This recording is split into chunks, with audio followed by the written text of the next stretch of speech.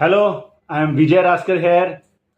Chapter का नाम है फ्यूजेस, जो बोर्ड एग्जामिनेशन में 4 to 5 मार्क्स के लिए आता है अप्रोक्सीमेटली, क्योंकि ये टेक्निकल सब्जेक्ट है, फिक्स वेटेज नहीं है। बेसिकली फ्यूज होता क्या है, इस पूरे चैप्टर में 4 डेफिनेशन को फोकस करना है। उसमें से फर्स्ट डेफिनेशन है जो 1 मार्क के लिए आता है, उसका नाम है fuse. What is fuse? Fuse होता क्या है? फ्यूज ये एक इलेक्ट्रिकल प्रोटेक्टिव डिवाइस है। आई रिपीट, फ्यूज ये जो है वो इलेक्ट्रिकल का प्रोटेक्टिव पार्ट है या फिर डिवाइस है जो सीरीज में कनेक्ट होता है लाइव और फेज वायर में। और फ्यूज के अंदर जो भी फ्यूज एलिमेंट यूज किया जाता है वो लॉन्ग पीरियड ऑफ टाइम तक चलते रहता है, जब तक वो उसके अंदर रेटेड करंट फ्लो होता है। लेकिन वो मेल्ट होना स्टार्ट होता है जब उसके अंदर मिनिमम फ्यूजिंग करंट फ्लो होगा तब। मतलब जिस सर्किट के सीरीज में वो कनेक्ट है, उस सर्किट में अगर कोई फॉल्ट होता है तब रेटेड करंट से ज्यादा करंट फ्लो होता है, तब मेरा फ्यूजिंग एलिमेंट क्या होता है? मेल्ट होता है, सर्किट को ब्रेक करता है और प्रोटेक्ट करता है। सो ये जो डेफिनेशन है 1 मार्क के लिए बोर्ड एग्जामिनेशन में आता है।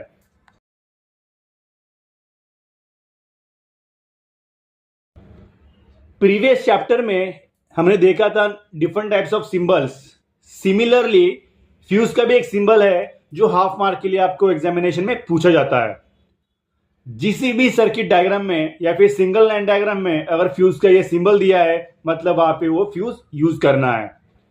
कौन सा फ्यूज यूज करना है वो डिसाइड करता है कि मेल्टिंग पॉइंट क्या है, रेटेड करंट क्या है, लोड मेरा फ्लक्चुएट है या स्टेबल वाला है, और पूरे सर्किट में मिनिमम जो भी वायर है वो कितना रेटेड करंट फ्लो करती है उस सर्किट में से।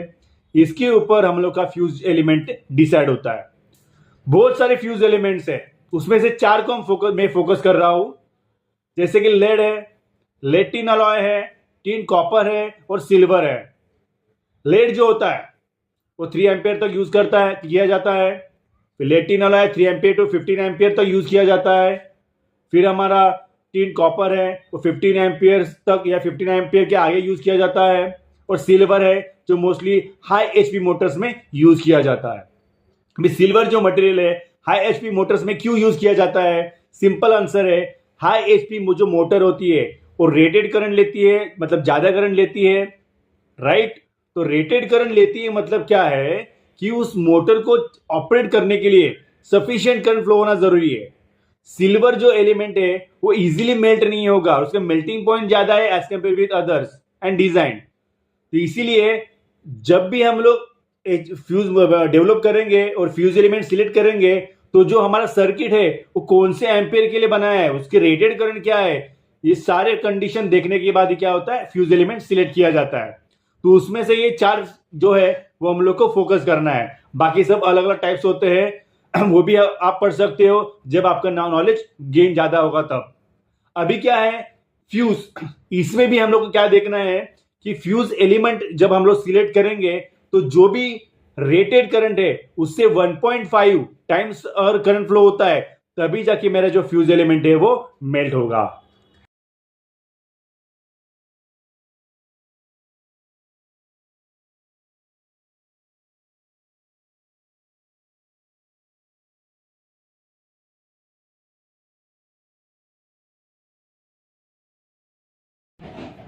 फ्यूज का फंक्शन क्या है?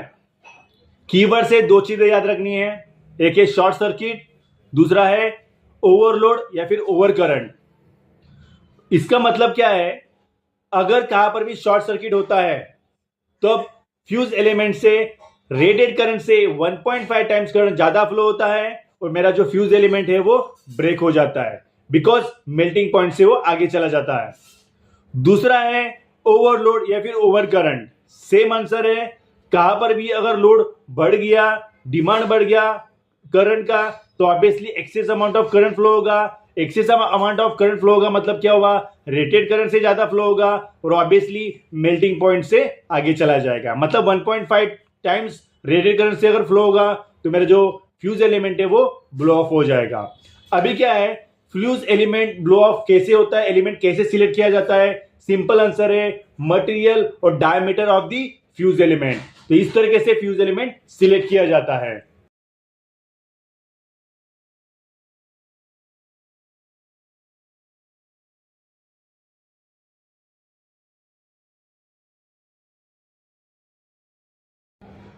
रेटेड करंट का मतलब क्या होता है? सिंपल है, ये एक बॉटल है, इसकी कैपेसिटी कितनी है?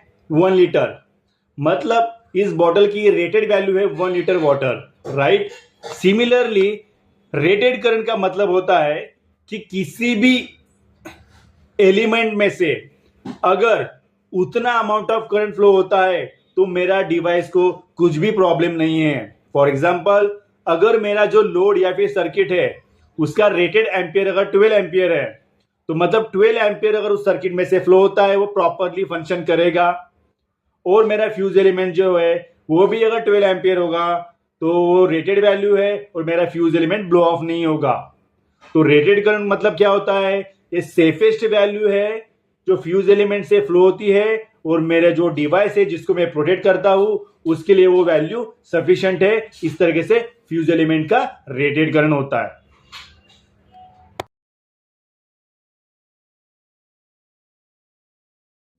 मिनिमम फ्यूजिंग करंट का मतलब क्या है? फ्यूज एलिमेंट से फ्रैक्शन सेकंड्स के लिए अगर भी करंट फ्लो होता है और फ्यूज एलिमेंट मेरा मेल्ट होता है तो उसको मिनिमम फ्यूजिंग करंट बोला जाता है। फॉर एग्जांपल, अगर किसी डिवाइस का या फिर फ्यूज एलिमेंट का रेटेड वैल्यू अगर 12 एम्पियर है, आई रिपीट, फ्यूज एलिमेंट का रेटेड करंट अगर 12 एम्पियर है, सो 1.5 टाइम्स अगर आप देखोगे उसका तो 18 एम्पियर आता है। तो मतलब मेरा 18 एम्पियर क्या है? मिनिमम फ्यूजिंग करंट है। वैल्यू सिलेक्ट करते समय अगर आपको एमसीक्यू में अलग अलग वैल्यूज मिलेंगे, सो 1.25 टू 1.5 पकड़ के चलो। तो this is nothing but minimum fusing current.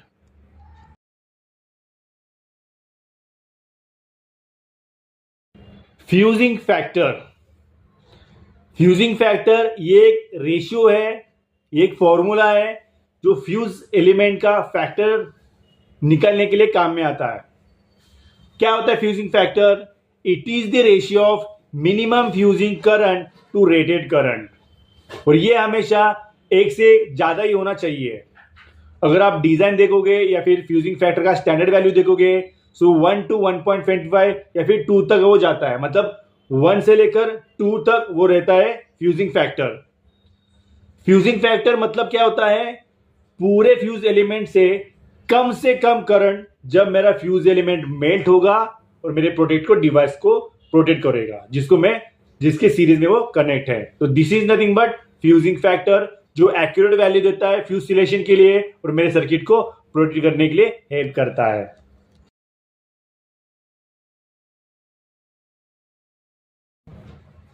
Fuse AC में भी होता है, डीसी में भी होता है, बट हम लोग फोकस करेंगे सिर्फ 4 मेन फ्यूजेस को। बेसिकली मेन फ्यूजेस के टाइप से जो हम लोग फोकस करेंगे उसके 2 टाइप्स है, एक है रिवायरेबल टाइप्स और एक है non rewirable types. Rewirable types का मतलब क्या है? नाम में ही आंसर है कि फ्यूज एलिमेंट को चेंज करना है। नॉन रिवायरेबल टाइप का मतलब क्या है? फ्यूज एलिमेंट आप चेंज नहीं कर सकते, तो आपको पूरा का पूरा फ्यूज एलिमेंट का सिस्टम ही चेंज करना है। तो ये 2 टाइप्स है, फर्स्ट है रिवायरेबल टाइप फ्यूज और non rewirable types.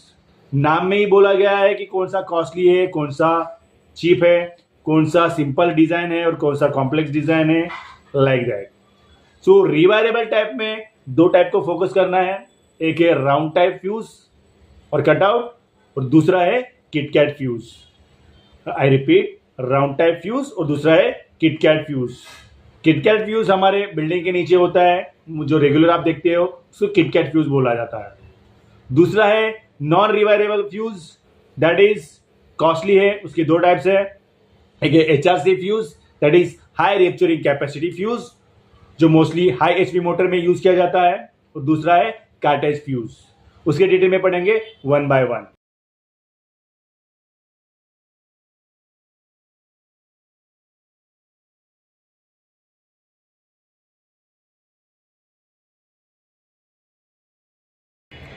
Round type fuse और कटआउट फ्यूज जो होता है उसका मैंने रिप्रेजेंट किया डायग्राम में।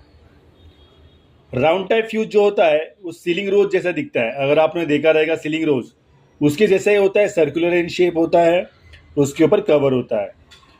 ये सर्कुलर इन शेप जो है वो फ्यूज बेस है और उसके ऊपर जो कवर होता है उसको फ्यूज टॉप बोला जाता है। जो डायग्राम में दिया गया है उसको ही आपको क्या करना है, एग्जामिनेशन में एक्सप्लेन करना है। तो पहला क्या है, ये सीलिंग रोज जैसा दिखता है। उसके दो पार्ट्स हैं, एक फ्यूज़ बेस और फ्यूज़ टॉप। ये जो फ्यूज़ बेस और फ्यूज़ टॉप है वो पोर्सिलेन और बैकलेट मटेरियल से मोस्टली बनता है। फ्यूज़ बेस के ऊपर अगर आप देखोगे फ्यूज़ एलिमेंट है, और जो फ्यूज़ एलिमेंट है दो टर्मिनल के बीच में कनेक्टेड है। एक टर्मिनल है जो लाइव वायर से कनेक्ट होगा, दूसरा जो टर्मिनल है एक लोड को जिसको हम लोग प्रोटेक्ट कर रहे हैं उसको कनेक्ट होगा। तो दोनों के बीच में मेरा फ्यूज़ एलिमेंट है।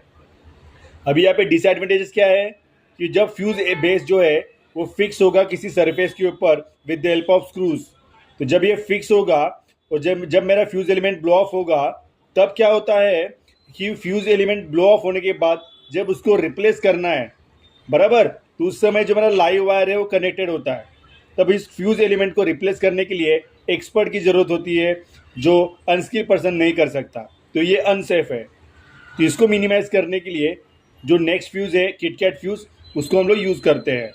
अब यहाँ पे फ्यूज़ एलिमेंट ब्लो ऑफ कब होता है या फिर होने के बाद क्या होता है, इस फ्यूज़ टॉप के ऊपर होल्स दिए हैं, उसकी वजह से जो एयर है वो एंट्रेंस के लिए मतलब एस्केप हो जाता है, जो मेरा फ्यूज़ एलिमेंट है वो ब्लो ऑफ हो जाता है।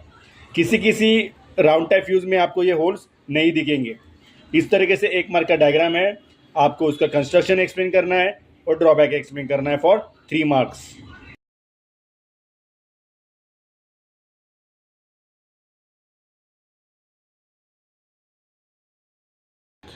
किट कैट फ्यूज 3 मार्क्स के लिए एग्जामिनेशन में आता है।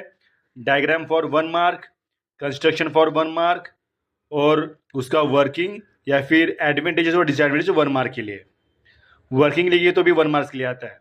एडवांटेजेस और disadvantages half mark each point. तो डायग्राम अगर आप इस तरह से ड्रॉ करोगे तो 1 मार्क्स मिलेगा। किटकैट फ्यूज के दो टाइप्स होते हैं, ये रिवारेबल टाइप फ्यूज है, टॉप है और एक बॉटम है या दैट इज बेस है। बेस जो होता है वो with the help of screws fix होता है। बैकलेट पोर्सिलेन से मोस्टली बेस और कैरियर बनता है, मतलब बेस और टॉप बनता है। फ्यूज बेस जो होता है वो स्क्रू से फिक्स किया जाता है। फिर अगर आप देखोगे तो वहाँ पे फिक्स कॉन्टैक्ट दिए हैं दो। फिक्स कॉन्टैक्ट्स के एक टर्मिनल पे लाइव वायर कनेक्ट होता है या फिर फेज वायर कनेक्ट होता है जो हमारे इलेक्ट्रिसिटी कंपनी से आता है। दूसरा होता है जिसको सर्किट को प्रोटेक्ट करना है, उसको हम लोग उसकी वायर हम लोग यहाँ पे लगाएंगे, मतलब जैसे हमारा घर है। अब क्या है, ये दोनों के बीच में अगर आप देखोगे यहाँ पे कुछ भी नहीं है, मतलब ये ओपन है, मतलब ये ओपन सर्किट है। सर्किट मेरा कंप्लीट नहीं है। इसको कंप्लीट करने के लिए जो उसका टॉप है उसको कनेक्ट करना पड़ेगा। तो ये वाला पोर्शन यहाँ पे कनेक्ट होगा, ये वाला पोर्शन यहाँ पे कनेक्ट होगा, तो सर्किट ऐसा कंप्लीट होगा और मेरा जो लोड है या फिर घर है उसमें इलेक्ट्रिसिटी आएगा। जब कुछ फॉल्ट होगा तो जो ये फ्यूज़ एलिमेंट है वो ब्लो ऑफ होगा। मोस्टली लेटिन अलॉय नाम का जो फ्यूज़ होता है वो यूज़ किया जाता है, डिपेंड्स ऑन करंट रेटिंग। तो यहाँ पे कितने पार्ट्स है, जो भी पार्ट्स दिए गए हैं उसको आपको एक्सप्लेन करना है। ये जो है फ्यूज़ कैरियर वो टॉप और कवर वो भी पोर्सिलेन और बैकलेट से बनता है। सिमिलरली बेस कैरियर कॉन्टैक्ट से जो कंडक्टिंग पोर्शन है, कैरियर कॉन्टैक्ट्स के बीच में तुम्हारा क्या होता है, फ्यूज़ एलिमेंट फिक्स होता है। Fuse element that is carrier contacts क्या होते हैं, फिक्स कॉन्टैक्ट को अटैच होते हैं और ये जो पूरा सर्किट है कंप्लीट हो जाता है। जब भी कुछ फॉल्ट होगा तो हम लोग को क्या करना है, इस फ्यूज़ कैरियर को खींचना है और रिमूव करना है, और जो फ्यूज़ एलिमेंट ब्लो ऑफ हुआ है उसको रिप्लेस करके फिर से यहाँ पे इन करना है। तो इसीलिए इसको क्या बोला जाता है, rewirable type fuse.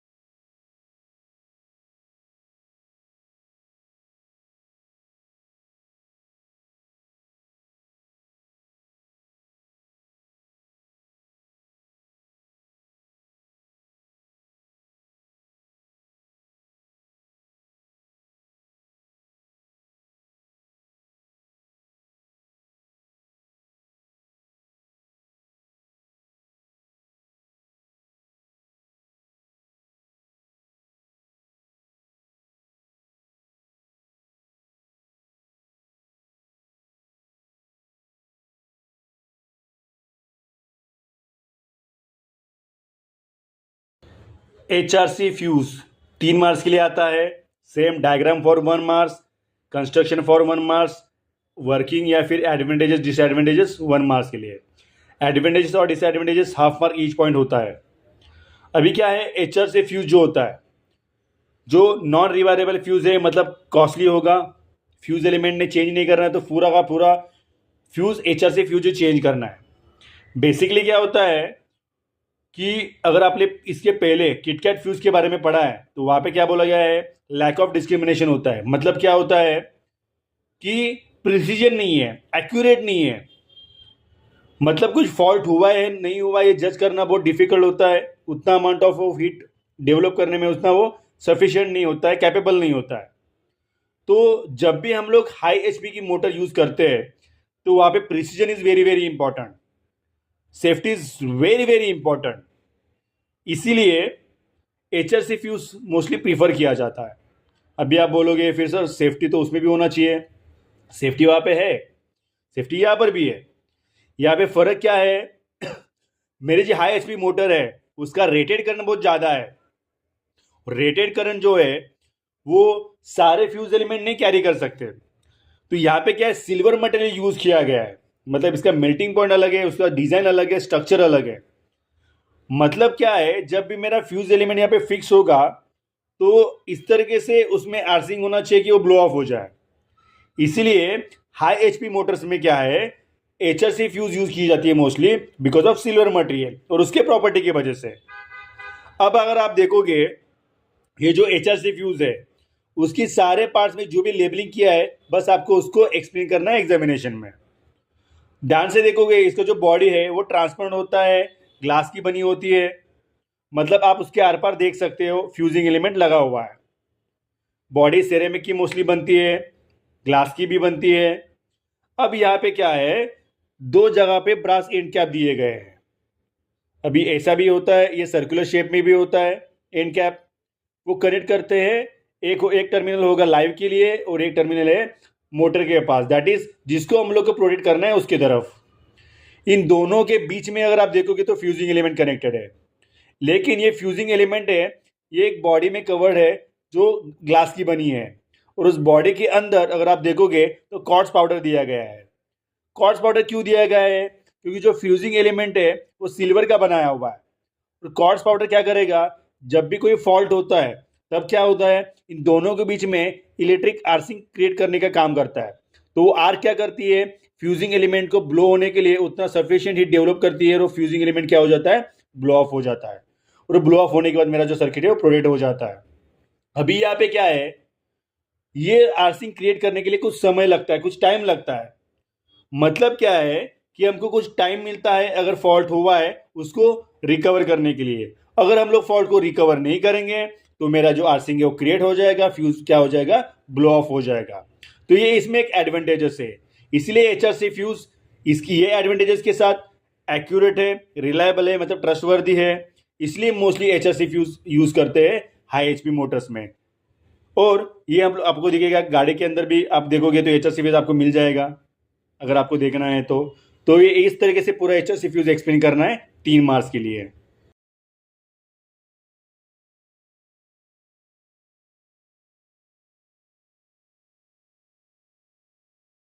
Cartridge type fuse, ये भी नॉन रिवायरेबल टाइप फ्यूज है।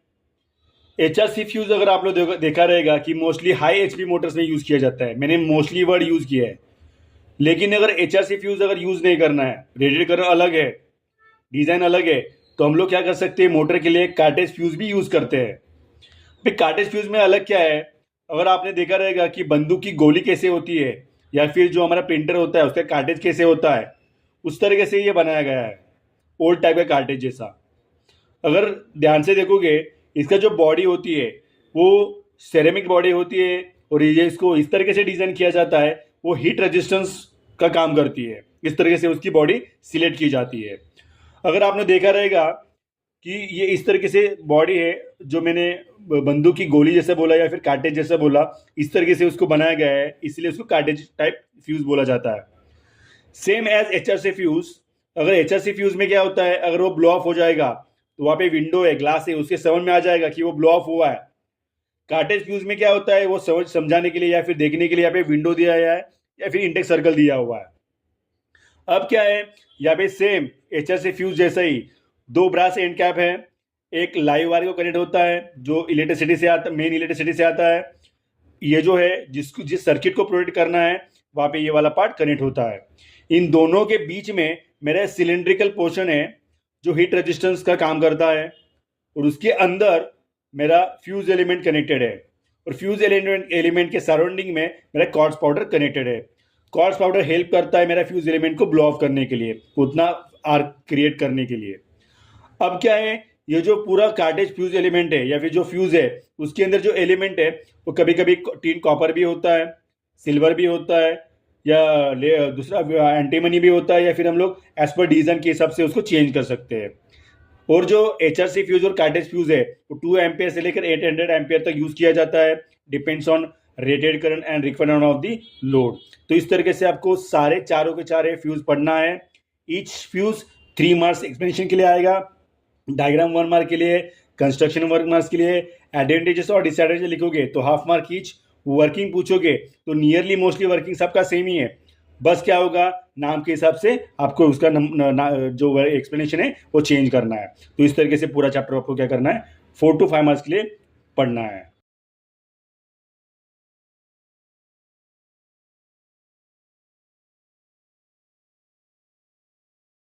अभी आपके माइंड में क्वेश्चन आएगा कि सर बाकी के फ्यूचर्स को क्या करना है। मैंने क्या बोला, जितना मैंने पढ़ाया है, जितना आपको मैंने इंपॉर्टेंट क्वेश्चंस बताए हैं, बस आपको एग्जामिनेशन के लिए उतना ज़्यादा फोकस करना है 100%। जिस समय आपको लगेगा कि मैं 100% परफेक्ट हूँ, VRM के सारे लेक्चर्स सारे कंसेप्ट क्लियर हो गए, तब जाके आपको एक्स्ट्रा पढ़ना है जो मैं आगे बताऊंगा। तब तक के लिए इतनी ही फ्यूज आपको पढ़ना है, जैसे 4 डेफिनेशन है, फंक्शन क्या है फ्यूज का, मटेरियल कौन सा होता है, और 4 टाइप्स जो मैंने आपको पढ़ाया है। बस उतना ही फोकस करो और आगे पढ़ते रहो।